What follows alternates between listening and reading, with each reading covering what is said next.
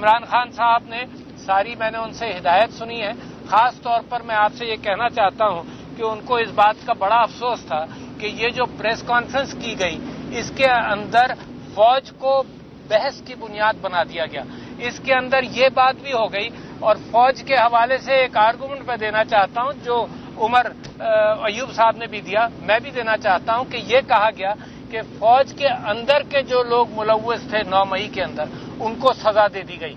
मगर मेरा सवाल यह है कि खुद भी आपने यही कहा कि सारी फौज तो मुलव्वस नहीं थी, सारी फौज को तो सजा नहीं दी, मगर पाकिस्तान तहरीक इंसाफ के चंद लोगों के ऊपर आपने इल्जाम लगाया और सारी पार्टी को बंद करने की फिक्र में है, सारी पार्टी के ऊपर इल्जाम लगा दिया।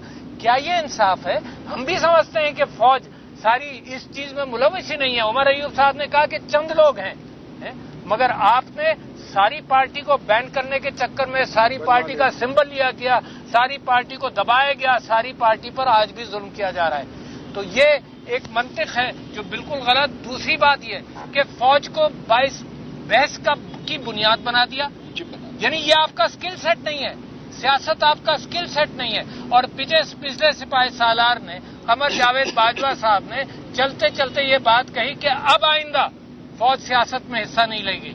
इसका मतलब उन्होंने इकबाल किया इस बात का कि जब तक तो फौज हिस्सा ले रही थी सियासत में, अब नहीं लेगी। फिर आप कहते हैं जी फौज का कोई हाथ नहीं, फौज का इंतखाबात के अंदर कोई हाथ नहीं है। एक एक बच्चा जानता है, लाखों क्लिप्स मौजूद हैं कि फौज ने इंतखाबात के अंदर कैसे इंटरफियर किया। तो सारी फौज की बदनामी की बुनियाद बन रहे हैं। क्या जरूरत है प्रेस कॉन्फ्रेंस करने की?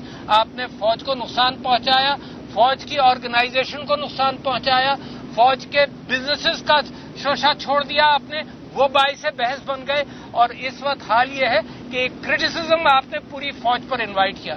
चंद लोगों का काम है। इलेक्शन के अंदर जो मैंडेट छीना गया उसकी जिम्मेदारी सब लोग जानते हैं।